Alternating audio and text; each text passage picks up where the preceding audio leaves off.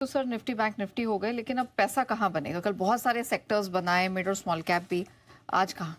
पैसा तो इस बाज़ार में बनेगा। आपको टिके रहना है, थोड़ा हिम्मत करके खरीदना है, सेलेक्टिवली रहना है, मजबूती के साथ रहना। पहली चीज़ तो ये कि हमारी इस साल की थीम पहले जनवरी से लेकर अब तक एक ही है, कच्चे तेल की थीम। और अब तो कच्चे तेल की कमज़ोरी की बात सब करते हैं, ये वो सारी चीज़ें हैं।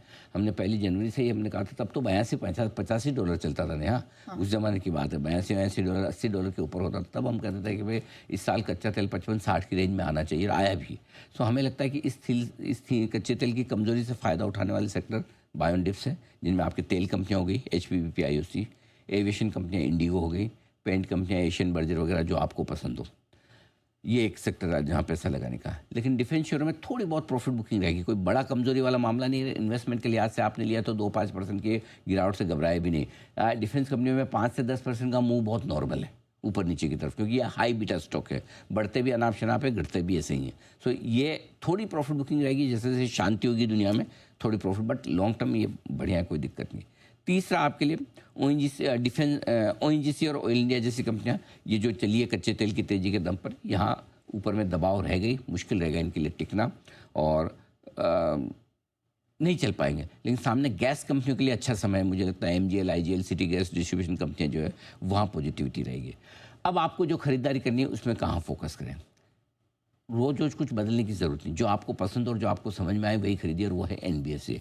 हमारी थीम लगातार एनबीएफसी की है। इस साल की शुरुआत से हम लगातार कह रहे हैं, इस पिछले साल दिवाली से हम लगातार कह रहे हैं एनबीएफसी एनबीएफसी, और मुझे लगता है सारी ढंग ढंग की एनबीएफसी कंपनियां अगले 2-3 साल में आराम से दोगुना होने की ताकत अब भी रखती है। सो एनबीएफसी और बैंक्स में स्पेशली पीएसयू बैंक, ये हमें पसंद है। और मार्केट इंफ्रा से जुड़े हुए स्टॉक्स, क्योंकि बाजार का मूड माहौल फिर से सुधर कर ब्रेकआउट की तैयारी में।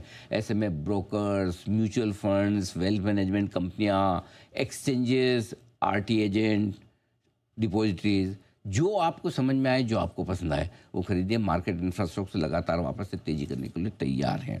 केमिकल, ऑटो इंडस्ट्री और टेक्सटाइल, 3 छोटे सेक्टर और ऐसे हैं जहां पर आप सेलेक्टिवली अच्छी कंपनियां पसंद करके पैसा लगा सकते हैं। हल्की फुल्की रिकवरी का मामला आपको दिखेगा। ये एक ट्रेडिंग प्ले जो कह सकते हैं, जिसमें आईटी है, थोड़ी रिकवरी दिखा सकते। कंजम्पशन से जुड़े स्टॉक्स जैसे टाइटन वगैरह टाइप के हो गए, ट्रेंड टाइटन के, और हल्की फुल्की तेजी फार्मा कंपनियों में सेलेक्टिवली हो सकती है। ये 3 सेक्टर बड़े वाले सेक्टर हैं, जो एक ट्रेडिंग मूव आपको 1-2-3 ट्रेडिंग सेशन का जो जनरली देता है सेक्टरल चर्निंग में, ये दे सकते हैं। बहुत सारे सेक्टर्स हैं। चलिए, सेक्टर्स तो सर ने आपको बहुत सारे बताए, कहाँ प्रॉफिट बुकिंग करनी ये भी बताया, लेकिन जो क्रूड वाली थीम है ये साल की शुरुआत में ही पकड़ ली थी, और क्या रिकमेंडेशन थी एक बार आप सुन लीजिए। 25 की सबसे बड़ी इन्वेस्टमेंट थीम जो मुझे नजर आती है वो है कच्चा तेल।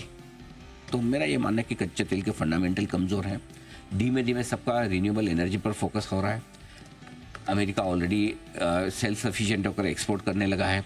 भारत के पास ऑप्शंस बहुत खुल गए, इससे नहीं तो उससे लेने का, सस्ता कच्चा तेल लेने का। ऐसे में हमारा ये मानना है कि, और ट्रंप कभी भी कच्चे तेल को बढ़ने नहीं देंगे, ये उनकी स्ट्रेटजी का बड़ा पार्ट है। गोल्ड और क्रूड के लिए तो सब बढ़िया खबर है। क्या प्राइस के लिए जितनी अशांति हो दुनिया भर में, वही उनके लिए बढ़िया खबर है। और अगर गोल्ड और क्रूड अगर नहीं बढ़ रहा है इन सब के बावजूद, इसका मतलब क्लियर करके टेम्परेरी तो टॉप बनाने के संकेत दे रहा है।